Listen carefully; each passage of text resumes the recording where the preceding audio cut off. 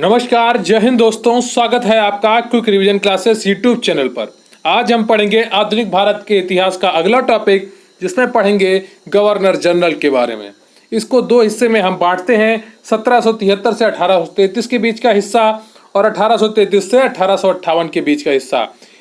1773 से 1833 के बीच में बंगाल के गवर्नर जनरल पढ़ेंगे और 1833 से 1858 के बीच में भारत के गवर्नर जनरल को हम पढ़ेंगे।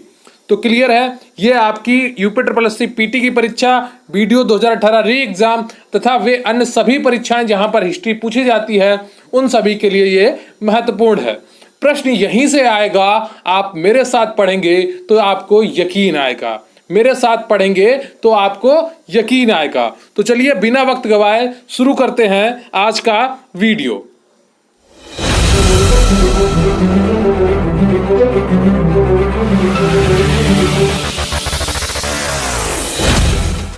लेकिन उससे पहले मैं आपसे रिक्वेस्ट करूंगा कि आप वीडियो को लाइक कर लें, चैनल पर नए हैं तो चैनल को सब्सक्राइब कर लें। आपके कमेंट बहुत ही महत्वपूर्ण होते हैं हमारे लिए, तो प्लीज कमेंट करके जरूर बताइएगा कि आपको वीडियो कैसा लगा, और मैं वीडियो के दौरान जो आपसे प्रश्न पूछूं उसका उत्तर भी कमेंट बॉक्स में जरूर लिखिएगा। टेलीग्राम चैनल पर आप हमें ज्वाइन कर सकते हैं, इसका लिंक आपको डिस्क्रिप्शन बॉक्स में मिल जाएगा। और प्लीज वीडियो अंत तक देखें। तो आप देख रहे हैं quick revision classes YouTube channel और आज का टॉपिक है ब्रिटिश गवर्नर जनरल। लेकिन उससे पहले मैं आपसे आज का प्रश्न पूछ लेता हूं कि कांग्रेस के किस अधिवेशन की अध्यक्षता गांधी जी ने की थी। आपका प्रश्न है, कांग्रेस के किस अधिवेशन की अध्यक्षता गांधी जी ने की थी। इसका उत्तर आपको कमेंट बॉक्स में लिखना है कि कांग्रेस के किस अधिवेशन की अध्यक्षता गांधी जी ने की थी। क्लियर है आपको? तो भारत में ब्रिटिश गवर्नर और गवर्नर जनरल के बारे में हम पढ़ेंगे। भारत पर ब्रिटिश शासन एक व्यापारिक इकाई के रूप में तब शुरू हुआ जब 31 दिसंबर 1600 को ईस्ट इंडिया कंपनी ने रानी एलिजाबेथ प्रथम से रॉयल चार्टर प्राप्त किया। तो भारत में ब्रिटिश शासन एक व्यापारिक इकाई के रूप में तब शुरू हुआ। भारत पर ब्रिटिश शासन एक व्यापारिक इकाई के रूप में तब शुरू हुआ जब 31 दिसंबर 1600 को ईस्ट इंडिया कंपनी ने रानी एलिजाबेथ प्रथम से रॉयल चार्टर प्राप्त किया।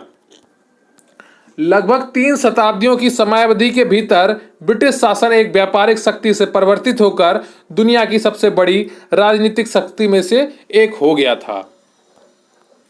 एक छोटा सा द्वीपीय देश होने के बावजूद ब्रिटेन दुनिया में सबसे बड़े साम्राज्यों में से एक के रूप में स्थापित होने में सक्षम हो गया, जिसके बारे में अक्सर कहा जाता है कि ब्रिटेन वह साम्राज्य था जिसका सूर्य कभी अस्त नहीं होता था। इसका अर्थ यह था कि जब ऑस्ट्रेलिया में भी ब्रिटेन का था, भारत में भी ब्रिटेन का था, अफ्रीका में भी ब्रिटेन की था, अमेरिका में भी ब्रिटेन ही था।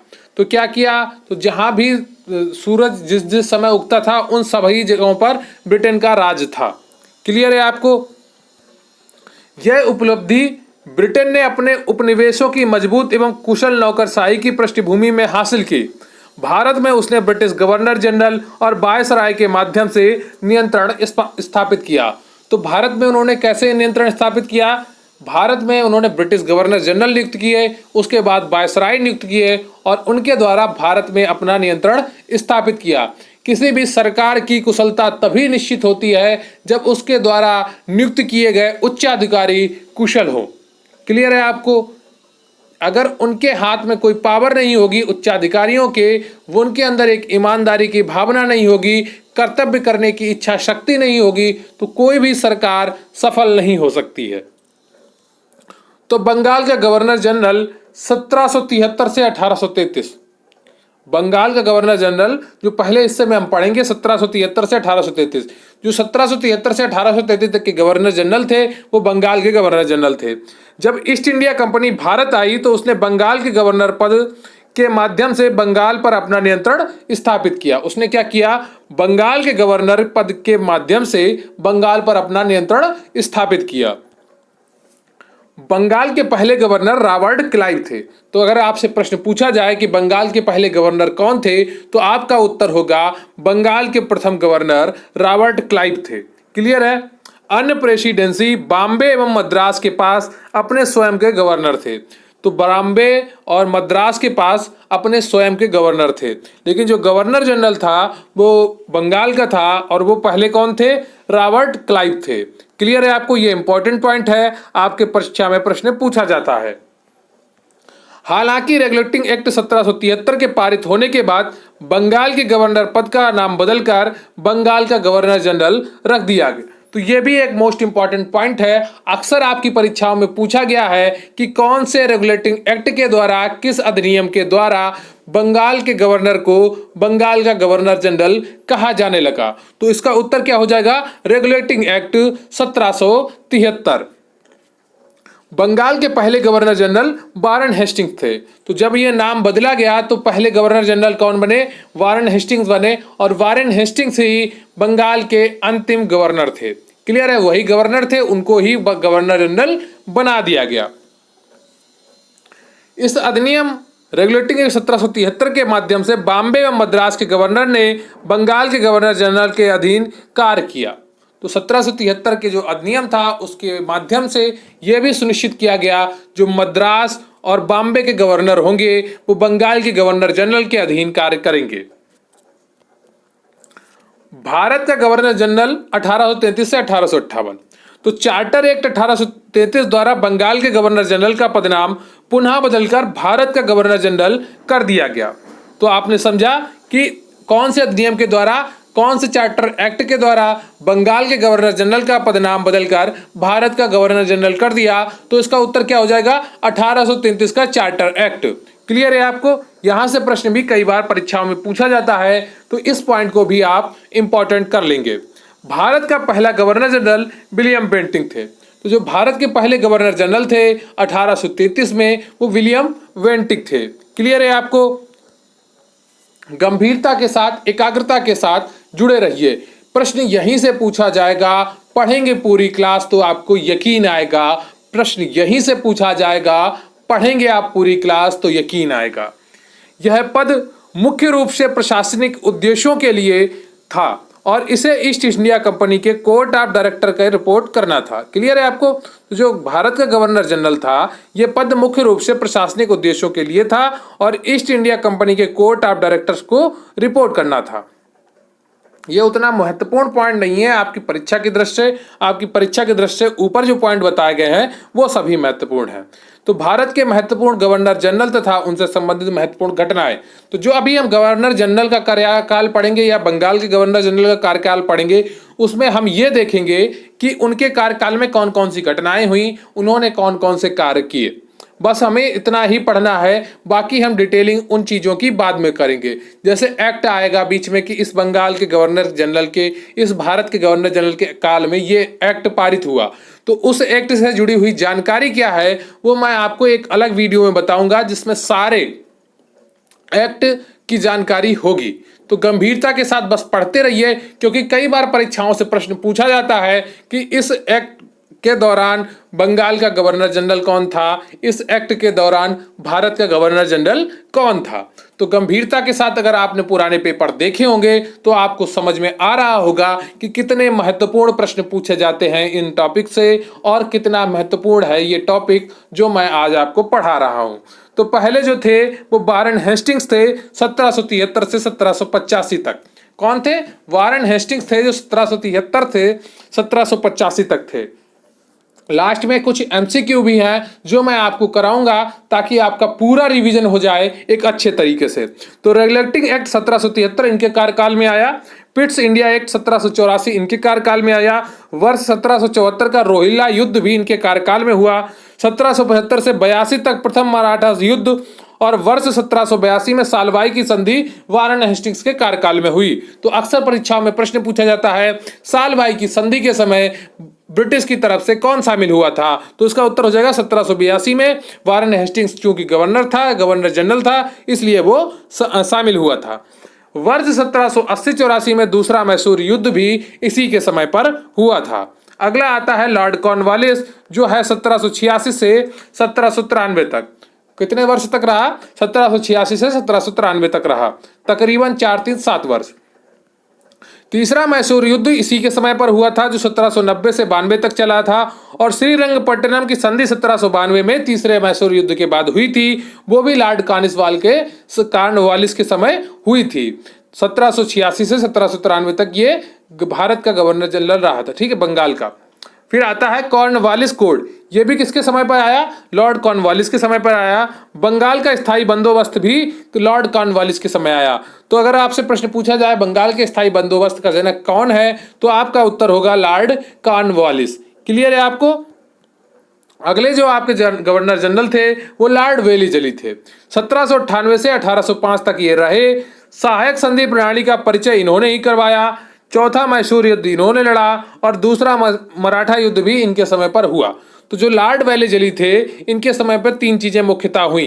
पहला तो इन्होंने सहायक संधि प्रणाली का परिचय कराया, फिर कराया चौथा मैसूर युद्ध, फिर इनके सामने ही हुआ दूसरा मराठा युद्ध।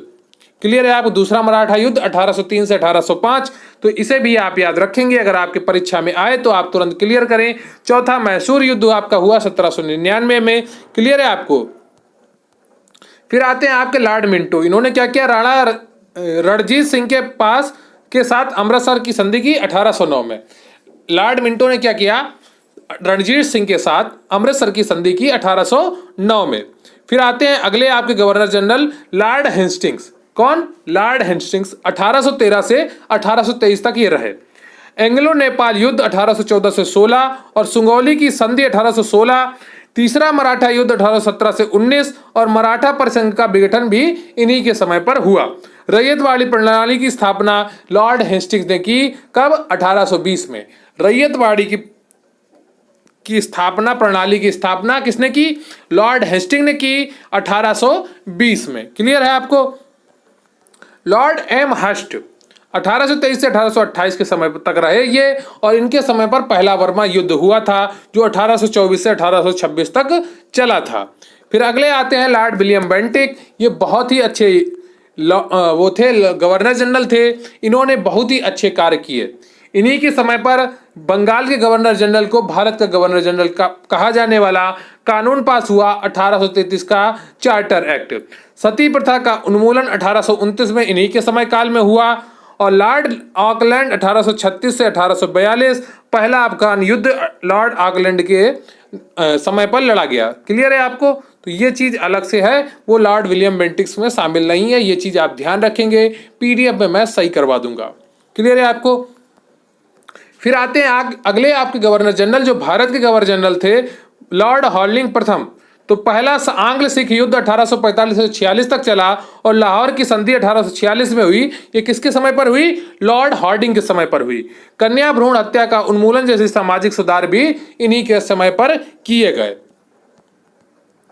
अगले हैं आपके लॉर्ड डलहौजी, जो 1858 से 1856 तक रहे हैं। दूसरा आंग्ल सिख युद्ध जो हुआ वो इन्हीं के समय पर हुआ, 1848 से 1849 तक। फिर निचले बर्मा का अधिकरण भी इन्होंने किया 1852 में। व्यापकता के सिद्धांत का भी परिचय इन्होंने ही करवाया। बुल डिस्पैच 1854 इन्हीं के समय पर हुआ। और 1853 में बॉम्बे और ठाणे को जोड़ने वाली पहली रेल लाइन बिछाई गई, किसके समय पर? लॉर्ड डलहौजी के समय पर। तो लॉर्ड डलहौजी ने भारत के विकास में बहुत ही अहम योगदान किया है, इसे कोई भी भुला नहीं सकता है, इसे कोई भी नकार नहीं सकता है। एक अच्छे गवर्नर के रूप में इन्होंने कार्य किया। वो भले ही ये ब्रिटिश की तरफ कार्य करते रहे, लेकिन भारत को कई फायदे इनके आने से हुए। पहला तो भारत में पहली बार रेल लाइन जोड़ी गई, जो 1853 में बॉम्बे और ठाणे के मध्य चली। लोक निर्माण विभाग पीडब्ल्यू की स्थापना भी इन्होंने ही की थी। तो लॉर्ड डलहौजी को लोक निर्माण विभाग का स्थापक भी कहा जाता है। क्लियर है आपको? तो गंभीरता के साथ पढ़ते रहिए। तो ये रहे आपके बंगाल के गवर्नर जनरल और भारत के गवर्नर जनरल। कल के वीडियो में हम पढ़ेंगे वायसराय के बारे में और अच्छे से उन्हें गंभीरता से समझेंगे। उम्मीद करता हूं कि आपने अभी तक वीडियो गंभीरता के साथ देखा होगा और एक एक चीज को समझा होगा। अगर आपने अभी तक वीडियो को लाइक नहीं किया है, प्लीज वीडियो को लाइक कर लीजिए, चैनल को सब्सक्राइब कर लीजिए। अभी हम करेंगे कुछ एमसीक्यू, जो आपकी आने वाली परीक्षाओं के लिए बहुत ही महत्वपूर्ण होने वाले हैं और सब्जेक्ट के नॉलेज को समझने के लिए भी बहुत महत्वपूर्ण है। भारत में कंपनी के अधीन प्रथम गवर्नर जनरल कौन था? इसका उत्तर क्या है? कमेंट करके बताइए। भारत में कंपनी के अधीन प्रथम गवर्नर जनरल कौन था? इसका उत्तर क्या है? जो पहले का ऑप्शन है वो पहले का ऑप्शन सी सही है। वारेन हेस्टिंग्स भारत में कंपनी के अधीन प्रथम गवर्नर जनरल था। आपका अगला प्रश्न है, विलियम जोन्स ने बंगाल एशियाटिक सोसाइटी की स्थापना की थी। प्रश्न एक बार फिर से सुनिए, विलियम जोन्स ने बंगाल एशियाटिक सोसाइटी की स्थापना की थी। उस वक्त भारत में ईस्ट इंडिया कंपनी का गवर्नर जनरल कौन था? बताइए, उस वक्त भारत में ईस्ट इंडिया कंपनी का गवर्नर जनरल कौन था? Option A Cornwallis, B Wellesley, C Warren Hastings, D George Barlow या कॉर्नवालिस। बताइए कौन सा ऑप्शन आपका सही है? तो दूसरे का सी ऑप्शन आपका सही है, वारेन हेस्टिंग्स। जो विलियम जोन्स ने बंगाल एशियाटिक सोसाइटी की स्थापना की थी, उस वक्त भारत में ईस्ट इंडिया कंपनी का गवर्नर जनरल कौन था? वारेन हेस्टिंग्स था। क्लियर है आपको? आपका अगला प्रश्न है, भारत का पहला समाचार पत्र द बंगाल गजट होगा, यहां पर गजट लिख गया, आप पट्टा बना लीजिएगा, ठीक है। प्रकाशन 1780 में शुरू हुआ था। उस वक्त भारत में ईस्ट इंडिया कंपनी का गवर्नर जनरल कौन था? बताइए, उस वक्त भारत में ईस्ट इंडिया कंपनी का गवर्नर जनरल कौन था? Option A Cornwallis, B Wellesley, C Warren Hastings, D George Barlow. तो इनमें से कौन सा ऑप्शन आपका सही हो जाएगा?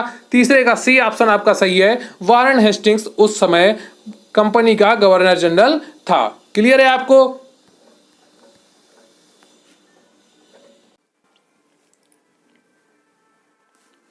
तो अगला प्रश्न है आपका, 1784 ईस्वी का पिट्स इंडिया एक्ट निम्न में से किसके कार्यकाल में पारित हुआ था? बताइए,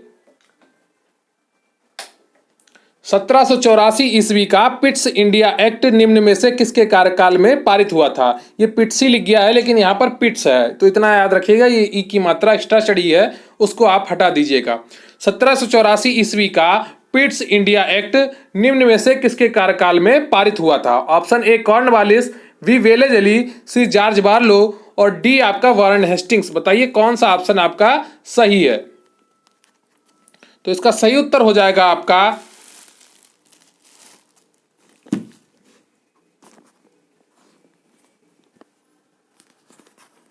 आपका चौथे का डी, वारेन हेस्टिंग्स तो थे, वो पिट्स इंडिया एक्ट के समय गवर्नर जनरल थे। तो 1784 में जो पिट्स इंडिया एक्ट पारित हुआ वो वारेन हेस्टिंग्स के समय पारित हुआ था। चौथे का डी ऑप्शन आपका बिल्कुल सही है। अगला प्रश्न है आपका, ये भी आपका बहुत ही इंपॉर्टेंट है, कई बार परीक्षाओं में पूछा हुआ प्रश्न है कि सालवाई की संधि के समय भारत में ईस्ट इंडिया कंपनी का गवर्नर जनरल कौन था? सालवाई, यहां पर साल है, ठीक है, ऐसे साल लिखा है, वो सलवाई हो गया, सालवाई। सालवाई की संधि के समय भारत में ईस्ट इंडिया कंपनी का गवर्नर जनरल कौन था? कैनिंग था या बेलेजली था या वारेन हेस्टिंग्स था या इरविन था? बताइए इनमें से कौन सा ऑप्शन आपका सही है? सालवाई की संधि के समय भारत में ईस्ट इंडिया कंपनी का गवर्नर जनरल कौन था? तो इसका सही उत्तर क्या हो जाएगा? इसका भी सही उत्तर हो जाएगा वारेन हेस्टिंग्स, ऑप्शन सी बिल्कुल सही है।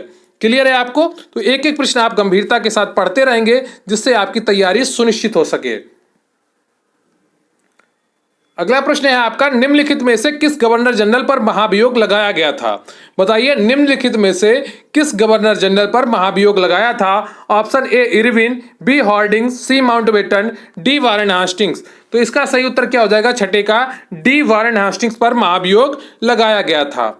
आपका अगला प्रश्न है, बोर्ड ऑफ रेवेन्यू की स्थापना किसके कार्यकाल में हुई थी? बताइए, बोर्ड ऑफ रेवेन्यू की स्थापना किसके कार्यकाल में हुई थी? Option A Warren Hastings, B Irwin, C Minto, D Curzon. तो बताइए इनमें से कौन सा ऑप्शन आपका सही हो जाएगा? तो इसका सही ऑप्शन हो जाएगा आपका सातवें का ए, वारेन हेस्टिंग्स के कार्यकाल में बोर्ड ऑफ रेवेन्यू की स्थापना की गई थी। आपका अगला प्रश्न है, नागरिक सेवा का जनक किसे कहा जाता है? बताइए, नागरिक सेवा का जनक किसे कहा जाता है? Option A Warren Hastings, B Cornwallis, C Minto, D Curzon. तो इसका सही उत्तर क्या हो जाएगा? इसका सही उत्तर हो जाएगा आपका आठवें का बी, कॉर्नवालिस को नागरिक सेवा का जनक कहा जाता है। आपका अगला प्रश्न है, कॉर्नवालिस कोड आधारित था। ऑप्शन ए शिक्षा के आधुनिकीकरण पर सॉरी, ऑप्शन बी दीवानी मुकदमा में जातीय कानून के सिद्धांत पर, ऑप्शन सी शक्तियों के पृथक्करण के सिद्धांत पर, डी इनमें से कोई नहीं। तो 9 का कौन सा ऑप्शन आपका सही हो जाएगा? कॉर्नवालिस कोड आधारित था शक्तियों के पृथक्करण सिद्धांत पर। क्लियर है आपको? आपका अगला प्रश्न है, पुलिस राज व्यवस्था का जनक किसे कहा जाता है? बताइए, पुलिस व्यवस्था का जनक किसे कहा जाता है? Option A Warren Hastings, B Cornwallis, C Minto, D Curzon. बताइए इनमें से कौन सा ऑप्शन आपका सही है? पुलिस व्यवस्था का जनक किसे कहा जाता है? तो उसका सही उत्तर हो जाएगा आपका 10वें का बी, कॉर्नवालिस को पुलिस व्यवस्था का जनक कहा जाता है। आपका अगला प्रश्न है, भारत में सहायक संधि का जनक कौन है? बताइए, भारत में सहायक संधि का जनक कौन है? वेलिजले या डुप्ले या कर्जन या कनिंग केनिंग? बताइए कौन सा ऑप्शन आपका सही है? तो 11वें का आपका सही है बी, डुप्ले। डुप्ले जो था भारत में सहायक संधि का जनक था। यह भी आपका मोस्ट इंपॉर्टेंट क्वेश्चन है, कई बार परीक्षाओं में पूछा जा चुका है। 1813 का जो चार्टर एक्ट था किसके कार्यकाल में आया था? इसका उत्तर आप सही सही बताइए, कॉर्नवालिस के या कर्जन के या लिंथगियो के या मिंटो के? बताइए कौन सा ऑप्शन आपका सही है? 1813 का चार्टर एक्ट किसके कार्यकाल में आया था? तो इसका सही उत्तर क्या हो जाएगा? इसका सही उत्तर हो जाएगा आपका 12वें का डी, मिंटो के कार्यकाल में 1813 का चार्टर एक्ट आया था।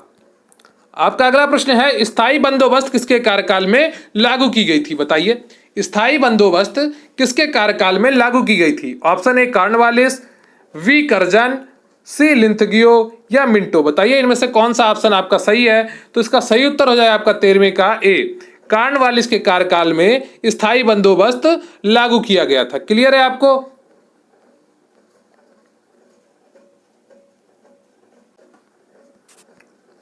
तो ये रहा आपका स्थायी बंदोबस्त किसके कार्यकाल में लागू की गई थी? तो ये आपके कॉर्नवालिस के कार्यकाल में लागू की गई थी। ये ऑप्शन आपका बिल्कुल सही है। अगला प्रश्न है आपका, राजा राम मोहन राय किसके समकालीन थे? बताइए, राजा राम मोहन राय किसके समकालीन थे? तो इसका सही उत्तर हो जाएगा आपका 14वें का ए, विलियम बेंटिंक के समकालीन थे। कौन? राजा राम मोहन राय। आपका अगला प्रश्न है, सती प्रथा का अंत किसने किया था? बताइए, option A Warren Hastings, B Cornwallis, C Wellesley और डी आपका विलियम बेंटिक्स। बताइए सती प्रथा का अंत किसने किया था? तो सती प्रथा का अंत किसके प्रयासों से हुआ था? आपका अक्सर प्रश्न पूछा जाता है। तो राजा राम मोहन राय के प्रयासों से हुआ था। तो राजा राम मोहन राय किसके समकालीन थे? विलियम बेंटिंक के समकालीन थे। तो आपका ऑप्शन कौन सा सही हो जाएगा? डी ऑप्शन आपका बिल्कुल सही हो जाएगा। क्लियर है आपको? आपका अगला प्रश्न है, किस चार्टर एक्ट के द्वारा बंगाल के गवर्नर जनरल को भारत का गवर्नर जनरल बना दिया गया? बताइए, किस चार्टर एक्ट के द्वारा बंगाल के गवर्नर जनरल को भारत का गवर्नर जनरल बना दिया गया? Option A 1813, B 1833, C 1853, D 1905। तो बताइए कौन सा ऑप्शन आपका सही है? तो 16वें का आपका बी ऑप्शन सही है। 1833 के चार्टर एक्ट के द्वारा बंगाल के गवर्नर जनरल को भारत का गवर्नर जनरल बना दिया गया है। प्रश्न यहीं से आएगा, साथ में पढ़ेंगे तो आपको यकीन आएगा। क्लियर है आपको? अगला प्रश्न है आपका, भारत में दास प्रथा का उन्मूलन किसके कार्यकाल में हुआ? बताइए, भारत में दास प्रथा का उन्मूलन किसके कार्यकाल में हुआ? Option A Harding, B Auckland, C Ellenborough, D Dalhousie. बताइए इनमें से कौन सा ऑप्शन आपका सही है? तो 17 का सी ऑप्शन आपका बिल्कुल सही है। एलनबरो के कार्यकाल में भारत में दास प्रथा का उन्मूलन किया गया। क्लियर है आपको? अगला प्रश्न है आपका, वुड्स डिस्पैच को निम्नलिखित में से किस गवर्नर जनरल ने लागू किया था? बताइए, वुड्स डिस्पैच को निम्नलिखित में से किस गवर्नर जनरल ने लागू किया था? Option A Warren Hastings, B Dalhousie, C Minto, D Curzon. बताइए इनमें से कौन सा ऑप्शन आपका सही है? तो 18वें का जो ऑप्शन आपका सही है वो वी, डलहौजी ने वुड्स डिस्पैच को लागू किया था। क्लियर है आपको? गंभीरता के साथ पढ़ते रहिए, एकाग्रता बनाए रखिए ताकि आप अपने लक्ष्य से भटके नहीं और जीवन में जो आपने सोचा है उसे जरूर हासिल करें। भारत में पहली बार डाक टिकट का प्रचलन किसके कार्यकाल में प्रारंभ हुआ था? बताइए, डलहौजी ने भी काफी योगदान किया था भारत के विकास में। भारत में पहली बार डाक टिकट का प्रचलन किसके कार्यकाल में प्रारंभ हुआ था? तो इसका सही उत्तर क्या हो जाएगा? अभी अभी मैंने आपको बताया डलहौजी ने काफी योगदान किया भारत के विकास में। तो सी ऑप्शन बिल्कुल सही है आपको, डलहौजी ने भारत में डाक टिकट का प्रारंभ किया था। ठीक है, भारत का प्रथम वायसराय कौन था? बताइए, आज का अंतिम प्रश्न है, भारत का प्रथम वायसराय कौन था? इसका उत्तर क्या होगा? तो इसका उत्तर हो जाएगा आपका 20 का बी। ठीक है, जो लॉर्ड कैनिंग था वो भारत का प्रथम वायसराय था। क्लियर है आपको? तो कैसा लगा आपको आज का वीडियो कमेंट करके जरूर बताइएगा।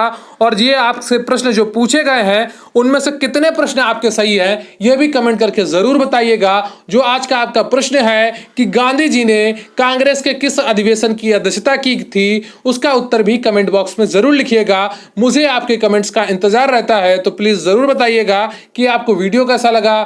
Thank you very much. Please channel को सब्सक्राइब कर लीजिए, वीडियो को लाइक कर लीजिए। जय हिंद, जय भारत।